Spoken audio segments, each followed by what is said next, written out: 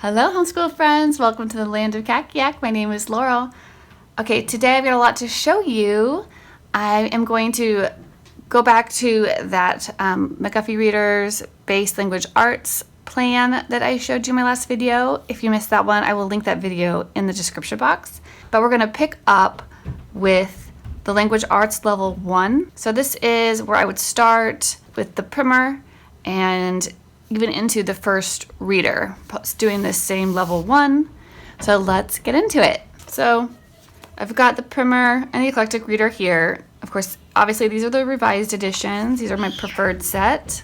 So you can see how thick they are. So they're not as big as some of the other readers, but there are a lot of lessons. So like the primer, I want to say has, it's like 52 lessons. And the first reader has, what's this last one? 63. So it's not like it'll take you a whole year necessarily, because I found that we went through more than one lesson a week. And if they're already a little bit, sometimes with the primer, like we went through the Teach Your Child to Read in 100 Easy Lessons. So the primer, a lot of it's going to be review. These are what you'll be using for this level. And today I think I'm actually going to go over level 1. We're going to cover the primer and the first reader. So the other things that you'll need to get started, right? So you have this document here, and you're looking at Language Arts Level 1, what makes up our language arts program, reading, writing, grammar, spelling, and vocabulary. A 6-day learning week, so that's what I have here. But you could adjust this, you could drop a day or whatever if you only do 5 or 4 or whatever. And we're starting in the primer. So first we would have the student read the lesson, preview words, and letters. So the lesson, preview words, and letters are here, right? So we would sound those out and make sure that they know all those sounds and all those letters. I would do the letter sounds first because then they're in the words if they have those pulled out. I do start pointing out the diacritic. So personally in our reading journey, so like in preschool, I taught all of the 26 letters of the alphabet. We practiced writing them and all the sounds that they can represent. So my kindergartner, who will be, reading this primer, he knows that A has 3 sounds, a, ah. And they're in order of what they most frequently represent, what sound. So ah is the most common sound that A represents. So sometimes we call it first sound of A. So I would just say this mark right here, it looks like a macaroni noodle. That stands for first sound of A, which is ah, And you can tell them that's a short, people also call it a short A. The C has that cross, this diacritical mark.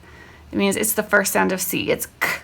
It's a hard C, because he knows that C says k and s. But we just tell him it's telling us what sound this letter is going to be representing in these words. And so we practice them here. I do go over the diacritical marks because I think that they're helpful. It'll help them when they get into their spelling programs, and helps them when they look words up in dictionaries. Diacritical marks are something they never taught me in school, and so that like pronunciation, you have the pronunciation in the dictionary in parentheses. It was never really helpful to me very much. If they used these symbols, I didn't know what they meant. Anyway, so I just go ahead, I just teach them, just orally, just explain them. Okay, so say you've done that, and then I just would pull out from my Phonics Made Plain cards any phonographs or graphemes, means the same thing, and put them aside. We've already gone over them for them today, but we're going to pull them out and put them aside because we'll be reviewing them in later days, later lessons. Okay, so then, say you've done that. And so now we're going to say teacher or student pulls the matching phonogram flashcards and adds to the review pile. Okay, we did that. Student reads the passage, right? So have them try to read, this is the passage here. Well, there's this one that starts out with like phrases, and then it has it in sentences. So you might even just point that out, like just says a cat, rat. So this is a sentence. A sentence is a complete thought. It's not missing anything. Although these don't have verbs in them. So they are kind of incomplete sentences because you say a cat and a rat what? But we don't need to worry about that. What they're wanting is for them to see the period. So have them sound it out, teach them to put their finger really left to right. And I always continue on with what we learned from Teach Your Child to Read in 100 Easy Lessons, to sound them out slowly and without breaks between the sounds. So cat isn't k, at, it's k, at. And isn't and, it's and. Right, so they have you hold sounds that you can hold, like the vowel sounds, and then some of the consonant sounds, like th, you can say like for a long time, or for the v. But you try not to have breaks in between, but to blend the sounds together naturally, and then say it fast. Cat, and, right? And then of course teach them that if they don't know this already, that a by itself is pronounced It's like a schwa. It's a rat, not a rat necessarily. So when we say a cat and a rat and a cat. So they sounded it all out. They got through it. They read left to right. So they read the passage. Now I would read the passage because I want to model it for them. A cat and a rat and a cat. So we want them to hear inflections, the pauses when we get to the periods, all that kind of stuff. And then I'd have the student read again smoother. I say, okay, now you read it again and try to make it smoother this time. A cat and a rat and a cat. So they read it again. Okay, so we did those 3 things and we can check that box off. Now I would stop and say, student tells back to teacher. So I would say, okay, what happened in this passage, in this reading passage? And they'd say, they just said there was a cat and a rat. Yep, that's it. They're just telling us that there's a cat and a rat. This one's pretty simple, right? For later ones, they'd say, they would tell the story about how John and Sue were by the mill pond and they liked to watch the wheel, and they play on the logs and in the boat. Like they like to play in the mill pond, So there's more of that narration. And this is something I don't want to prompt them for this day, for the tellback. I just want them to just express what they gathered, what information they gathered from reading it, because it just it gives me information, right, about how they're comprehending the reading. And then I would actually do grammar here. So just while you're doing the reading, you're going to give an oral grammar lesson. So in this case, I made a primer scope and sequence and a first reader scope and sequence. That's in this, the McGuffey Language Arts Plan document. And I'll link this for you again in the description box too. But it has just stuff like in lesson 1, this would be good to keep for your records, and also just if you don't want to just come up on the fly every day with what to point out for the oral grammar lessons, I've just listed out things that showed up, things that were new in the reading that you could point out to them. So in this case, I chose to point out the period, and I just tell them that this symbol is a period and it means it's the end of a thought. And when we read it, we take, a slight pause. And I just pointed it out, right? So see what these little dots are? This is called a period. It means the end of a thought.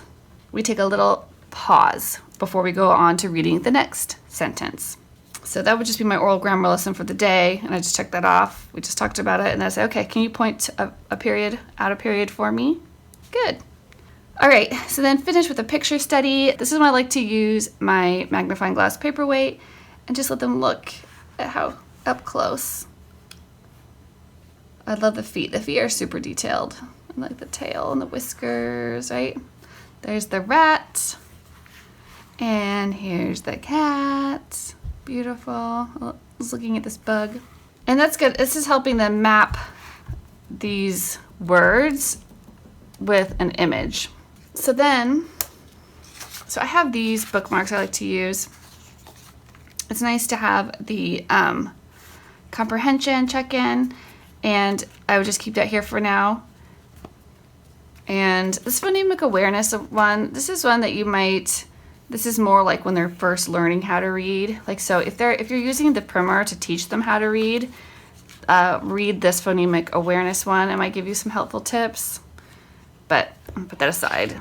And then for writing, so my kids, before we get to the primer, we've already gone through like an alphabet, workbook, practicing writing. So they are ready for the copy work that goes with whatever book they're on.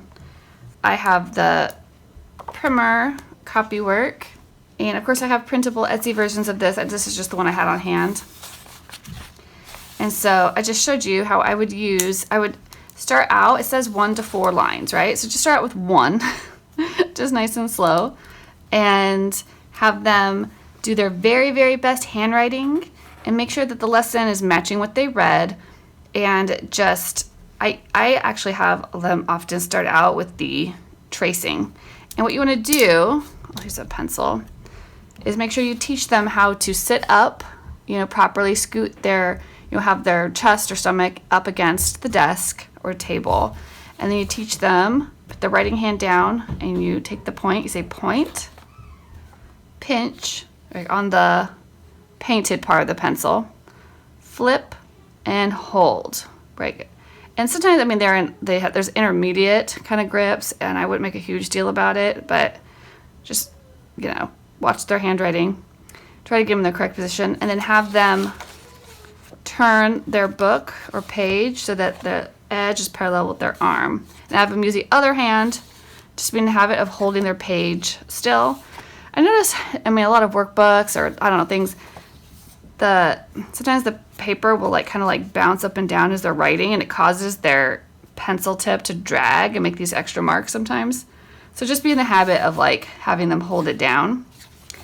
And don't let them hold too close like that to the edge, because then they actually can't see what they're writing. You actually do need to hold back farther so that you can see what they can actually see what the tip of their pencil is doing.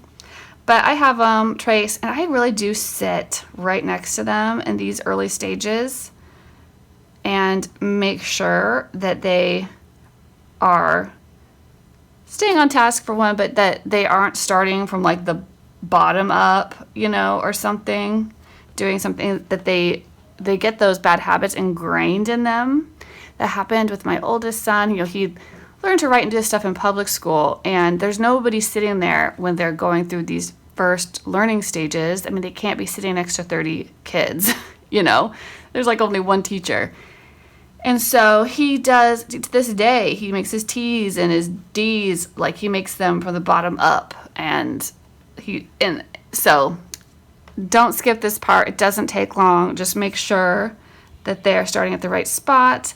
If they have trouble with that, just give them a little dot to start, a starting point dot, if they need it. Okay? So you may just have them just trace it the first day. Oh yeah, always write the date up there. Have them get in the habit of writing the date. I would write it on the chalkboard, or if they have a planner, so they can always just look up and know what the date is, and just be in the habit of that.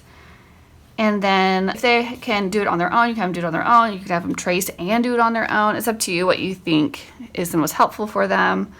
And sometimes I would have, as they get older with this, try doing it on their own. If it looks real rough, I'd say, as a kind of a remedial exercise, to go back and trace it.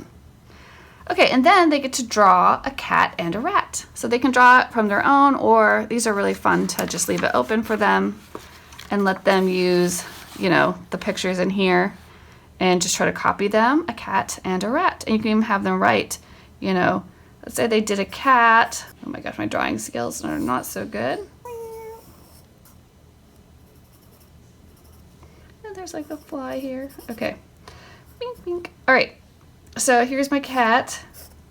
And you can have them try to write cat if you want to. Okay, have them label it. Just if you want. You don't have to. Say at. Have them sound it out as they write it. So it's copy work, and then use your. So they did that for their 1 to 4 lines. I start them on 1. We end up around 4 at this level. So we've done our picture study. They've done their copy work. And then you're going to check for accuracy, such as handwriting, spelling, punctuation, and spacing. And you're going to use the 2-color method. So that's why I like these pens that I showed you in the last video that have the multiple colors, because I don't have to like go back and forth. But so I make sure everything that they did correct, I acknowledge. So even the date, if they remembered to put the date up there and they did it right, I give them a star. I give them a star for capitalizing. And then I go through and I check their spacing. Is this evenly spaced? Then I go through and I check for accuracy. Was it the right letter? You know, okay, these were all the right letters. Did they do their punctuation? Give them a star for that. And then I might go through, and if something was really, really well formed, I'd be like, wow, that A was awesome. That was beautiful. But if there's anything that needed some correction, maybe they kind of looped their D at the top, you might just say, let's try to tighten that up. We don't want to have an open space at the top of that D. Or, you know, the tail doesn't need to be quite that long on the A. It can just be a little bit shorter, just a little puppy dog tail. That's what we always say. We say around and a little puppy dog tail. I don't know. Things like G's and Y's, we call those monkey tails because they hang down, like how monkeys, the little prehensile tails hang down out of the trees. But give them positive feedback. Tell them good job. And you're done with that part for the day. And I'm going to use my grammar check-in bookmark, and you'll see more of that later. So we checked it. And at the very beginning, I wouldn't worry about spelling at the very beginning. With the spelling workbooks, I wouldn't really worry about doing spelling until maybe you're in the first reader. Just get them in the habit of doing the copy work and orally pointing out these grammar concepts and reading smoothly. That's my big focus for the primer. And then, so let's say that it's Tuesday. So it says review your phonics cards the next day. All right, so you're going to review all the cards that you already did. And then you're going to go on to, I say you could be on the same lesson, but if they like really mastered it, if that was really easy for them, then just go ahead and go on to the second lesson. And you just, it's okay, just continue on with these instructions. You don't have to like start over from the beginning necessarily, okay? So review the phonics cards and then the preview section and then do the passage. So the preview section, right, at the ran has an, the, z. So this is pointing out, so this TH and the, this is voiced. The. Remember, TH has two. It has the and th, like in think. So this is the TH. And the S, this is the second sound of S. Z. So you're going to want to pull out the H, the TH, and the S flashcards and add them to your pile after you've done them today. So do those first, then do, you know, they're still doing the first sound of A, which is ah. You know, you can prompt them. What is the first sound of A? It's telling us the first sound. The short A is ah. Right? The, if they haven't learned the word the, say, yeah, it looks like the or the, but we pronounce it the. It's a schwa vowel, but you don't have to tell them that quite yet. And then S has two sounds, S and Z, and they're telling it's the second sound. That's their symbol for it. And S always says its first sound if it's at the beginning of a word, but if it's at the very end of a word, it could say either sound. You just kind of have to know the word. Okay, so then preview the phrases, the cat, the rat. They'll sound it out. They'll try to read it. You know, they'll read it. Then you read it smoothly to model for them and then have them read it again. I'd also say too, like, don't just give them the answer. If they're like, if they're struggling or if they say they misread something, like they say this is it instead of at, I don't just automatically go, no, that's at. Because a lot of times I'm like going along with my finger, or they have their finger up here and I have like a pen or a pencil that I'm going along with them at the top, following with them. And if they say something wrong, I'll stop and just go like this. And then they know to go back to it. I might go this one. And have them relook at it. Try not to just automatically give it to them. Make them like stop and think about it. Okay, and then, so we did the reading part. Go ahead and ask them, what is this passage about? Okay, we're trying to get at basically the main idea or the takeaway, basically.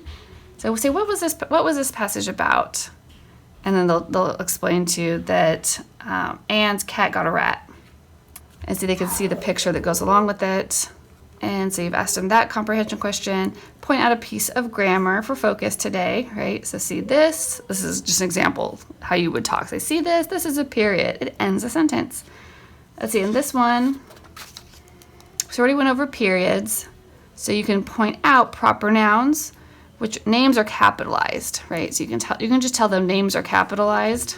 We call that proper nouns. And say, see this name, the girl's name is what?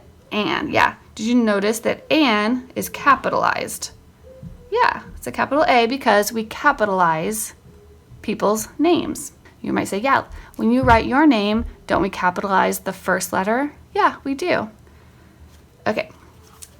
And then you can review. I'd say, okay, what about a period? Do you see any periods, right?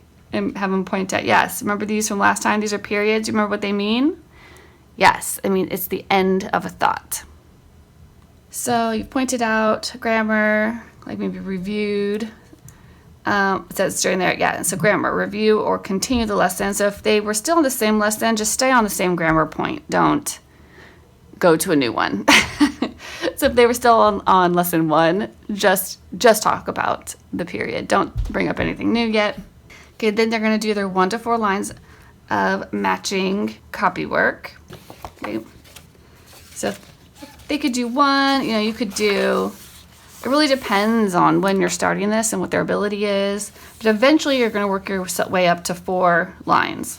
And it's okay if it gets to be, let's say you're only having them do 1 line or like 2 lines or something, and it's one of these longer lessons. Let me see, how long does the last one get to be? Right, so like this one sees multiple lines. If they don't finish, it's okay before they like have mastered that reading. I go with the pace of the reading. I don't make them write all of this. It just depends. And you just kind of feel it out when writing 1 line. When they can do that well, then you can bump it up to 2. When they can do 2 well, you can bump it up to 3. I did mine just more by intuition, not by like hard and fast rules or anything. So if they don't finish a whole thing, it's fine. But I want them to have the full lesson so that they're like seeing it more. Or if you wanted to have them practice a certain part, like you could skip over to, like, see this one has quotation marks in it. You could have them do that line, right? But don't be worried if they master the lesson and they didn't do all of the lines. It's fine. Just go on to the next one. Okay, so you're gonna have them do their copy work, and then you're gonna check it like we did before. I showed you that, and then you might want to have them make a grammar flashcard and put in the review pile. So you've got your phonics review pile still going that you start every day. Now, if you want to just get like an index card and have them make a period on one side, maybe you write period on the other side or something. Just have them do that and start making a separate pile that they keep those in. So anyway, so have them just make their own little flashcard. Check that off. Okay, so then like Wednesday, review the phonics card. Okay, so we're going to always start with our review in the morning. I would say to review with the phonics cards, you could, whatever grammar card, if they've made one, you can put that in the same review pile. And then this day is saying, ask the student who was in the story. So we're introducing them to characters, right? So who was in this story? See if they can tell you their names and see if they can tell, if there was anything to tell about those characters. And then this day you would just point out any previously shown grammar items and ask the student to identify. So this is so we've gone over capitalizing names, let's say, and that's the first reading, and periods so far, right? So let's say we're on lesson 3. So can you tell me, what is this called? This little dot at the end of a sentence? Yeah, it's a period. What's it for? Yes, it tells us it's the end of a thought. And what are these?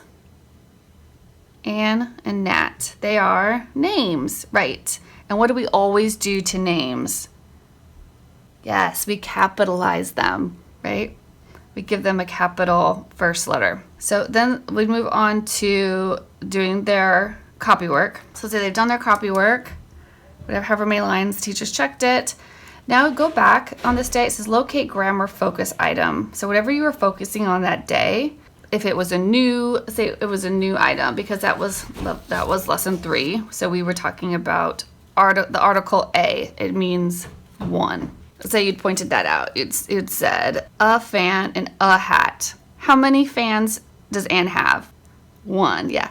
How many hats does Nat have? 1. Just, yeah. So say you'd pointed that out. So then when you're doing your copy work, you're going to locate that grammar focus item and highlight it. So say they had done, we'll just keep using this because I've already written on it. I say, can you find me and highlight the word that means one? They have their little highlighter set. They can just pick whatever color they want. The word that means one. Yeah. Means one rat. And plus, they love getting to use their highlighters. They'll look forward to that. You can check those off. Teacher checks. Okay, good. Thursday, review your phonics cards. You do the preview section and read the passage. For whatever, when you're on, ask where and when the passage takes place. So we're introducing them to setting. Let's say you're reading about this lesson 3 when they were, it says Anne and Nat. Anne and Nat. Anne has a fan, Nat has a hat. Anne can fan Nat. So the reading specifically doesn't tell you where they are, but the picture does. So have them use the picture. Oh yeah, they're at the beach. And it's during it looks like the daytime. You can even ask them, does that look like how we dress today, or does that look like it's sometime in the past? Yeah, that looks like in the past. But that's how they dressed when they made this book. Okay, so then you can do your review. You can ask them to identify grammar, that you've already gone over. Hey, can you find me a period? Oh, there it is, right? Can you point to something that's been capitalized? Yeah, how about something else? Yeah. Do you know why those are capitalized? Yes, because they're people's names. We capitalize names. Then they do their copy work. You check it. Good. The grammar lesson. It says, okay, to review previously covered grammar item if not yet mastered or completed. So just this one, you can just review. If you'd like to do it with their copy work, you can have them do with their highlighter method. Everything, you can have them highlight like everything that you have gone over. So we've gone over so far the article, and maybe use a different color. Can you highlight the periods? Yeah, okay, there's a period. Yeah, there's a period.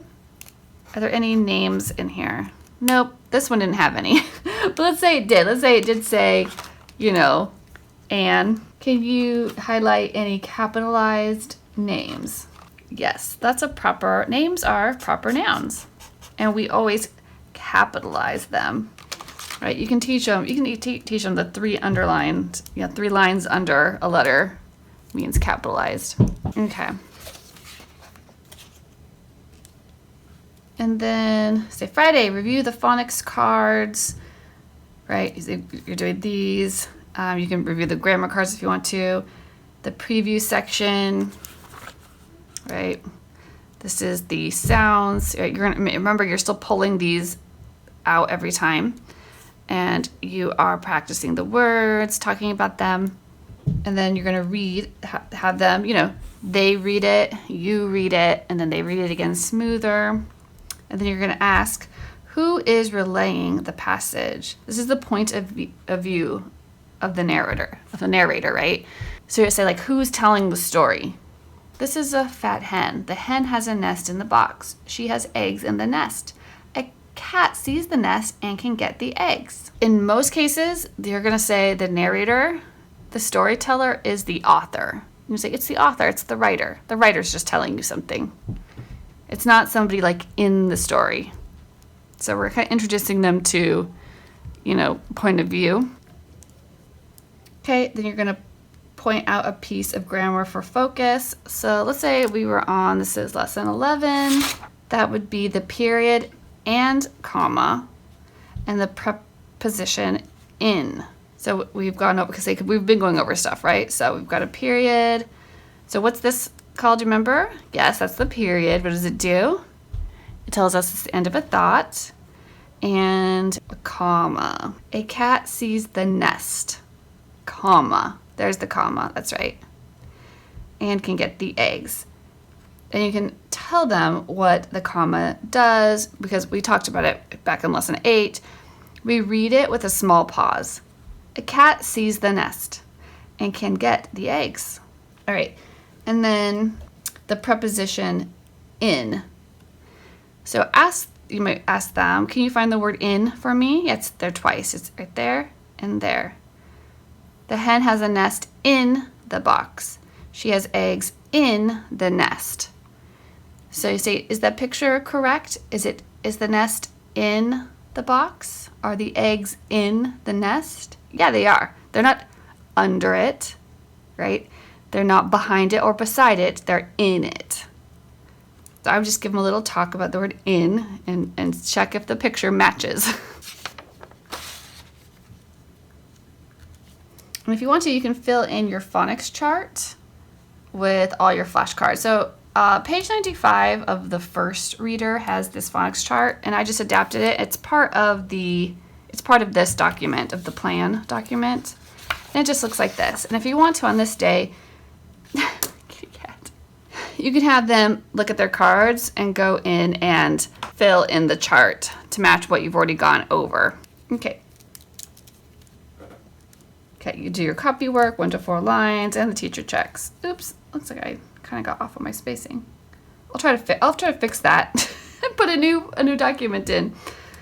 Okay, for the grammar lesson today, it's okay just to review the previously covered grammar if not yet mastered, or fill in your grammar cheat sheet. So you can do the highlighter stuff in the copy work, or you can do the grammar cheat sheet. Looks like this. So you could have them fill out. Let's say they've been making little grammar flashcards every time you introduced a new concept. You could have them go in now and fill that in. So grammar component, right, is a period, right? It's called a period. It's the end of a thought, right, or end of a you can say sentence, however you want to say it. An example, you can have them, Nat has a hat, or a hat, I should say, right there. So you just have them fill in things they've already done. Say for names, right? Maybe you don't want to teach them proper noun, but you can write names, and the explanation is we capitalize names, and the example is, say, Anne, right? Capitalize the name. Anne has a fan. So you get the idea. Okay. And then the last I have, so review the phonics cards, right? The preview section, read the passage. And then this is fun on this day because you can have the student ask the teacher a comprehension question. So it could be something they've been asked during the week, but I really like these from my bookmarks. You could have them ask you one of these questions. Do we know the setting? Do we know the character, genre? Can you summarize it in order? Who told the story? Why did the author write this? Can you give a fact or an opinion example? So, some of these things they haven't on this level haven't learned yet. So you can they can just say to you at level 1, can you tell it back to me, right? Because that's what you say to them. Can you tell it back to me? What happened? Who's writing the story? Who's telling us the story? Who's in the story? Who's the story's about? Where is this story taking place? Just kind of those kind of questions. Okay, student asks the teacher a comprehension question.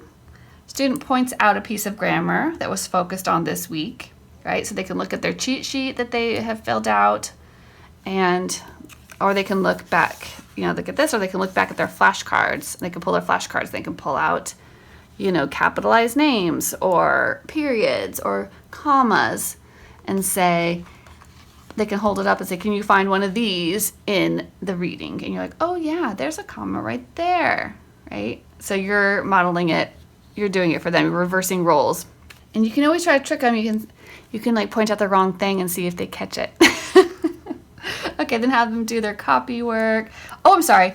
This day I'd say do 1 to 4 lines of dictation or copy work. So you can decide. If you have the time to do dictation with them, it's a good exercise to do. Just get, a piece of paper and use it as a way to check. Okay, so the dictation is really helpful in just for you to see where they are.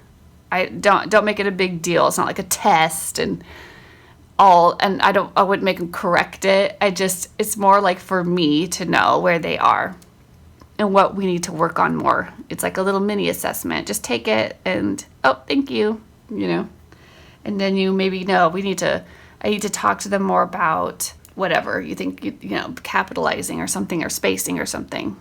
Okay. So teacher checks, and then the grammar flashcard review. Just go over whatever flashcards they've made so far and just review it with them.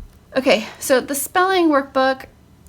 So let's say you get up to 4 lines in your copy work, which is all I would really do with the primer. With the primer copy work, just do 4 lines. That would be the maximum amount that I would work up to. And at the end of this book, just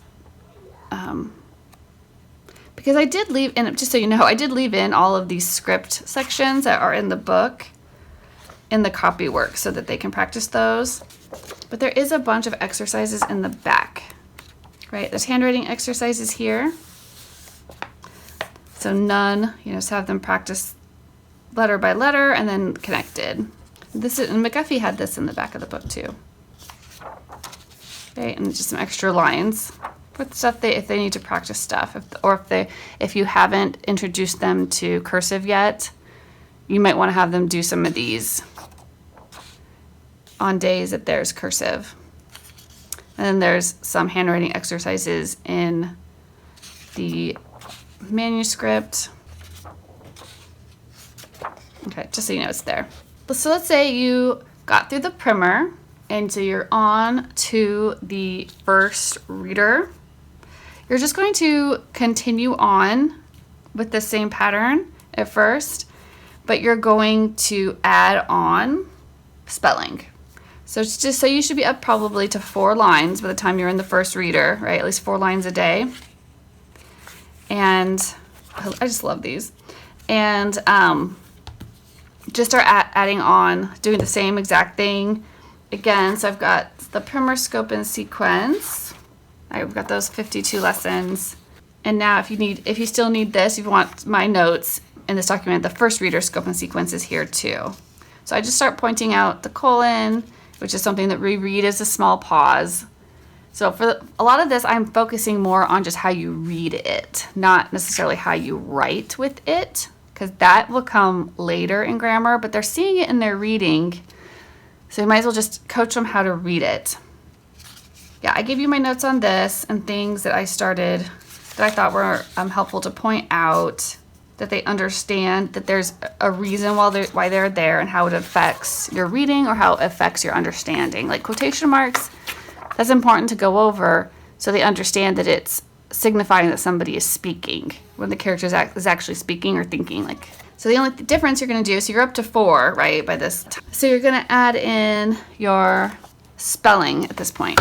So I usually print these out. You can buy the hard copies, but the best deal is just to print them out on Etsy and make your own worksheets or, bind them or put them in a binder or something. But then you just are going to do 1 a day, 1 activity a day. I've got the word list. This goes along with, McGuffey's eclectic spelling book. Okay. And this is helpful to do, this one with them. When they're really young, you kind of have to do everything with them. Oh, this is misprinted. There were supposed to be 2 pages of that. Levels 1 and 2 of this spelling program come with word sentences, and if you get the Etsy version, flashcards that you just print them out on cardstock and cut them out. I keep them in one of my laundry sheet boxes I always save, and I just print them all out, and you want 2 of each so that you can play memory games with them. And I just cut up sticky notes to make little labels. This is grade 2, but because it's just what I had, but yeah. You'll use those with them too. We use the flashcards a ton for playing memory and just for grouping and doing different things with them. You'll find them really helpful. But anyway, so word sentences here. Then they can draw word sentences on this side. So you can split this up. It kind of depends on your kid, how fast they work, or how you want. You can do one, page once a day, or you can do it by color. Like do anything that's yellow or anything that's pink on the same day. See, these are different colors because, I would just say just do the green, the next day just do the blue. This one do both of these pages. It's the same thing. You'll just need that many word pyramids for all your words. And then whenever you get to the spelling test, have them do that and then explore and correct. So if there's anything they miss, like talk about it, go over it, maybe have them write it 3 to 5 times, cover it and like retest them. And I wouldn't make a big deal about spelling tests. It's just a tool to let you know where they are, And you can, if they don't pass, you can just have them do. If they don't get some of the words, you can either like add it on to the next week's list, or just keep practicing it, or just go on to the next list. I mean, the patterns are going to be shown over and over that they're studying in different lists. So I wouldn't worry. We're just studying words. We're studying the patterns, and yeah, go as slow as you need to go with that. Oops, I picked up. Anyway, so these print out really large because there's 30 lessons, plus some review at the end. So if you're printing this, I usually print these out in thirds and bind them in thirds, and they come with, I have spelling vocabulary that I always put at the end and all the spelling rules. And I do have spelling rule flashcards too in my shop if you want flashcards. So that was spelling level 1, right? We'll say first reader level 1 spelling. So you've continued on, but you've added on spelling now. Say when you're ready to go up to 4 to 6 lines of copy work, then you're on level 2. Okay, so we will pick up here with level 2 next time. We're still in the first reader. And if you have any questions about level 1, leave them for me in the comments and I will get back to you. And I hope this was helpful. Okay, I'll talk to you all soon. Bye.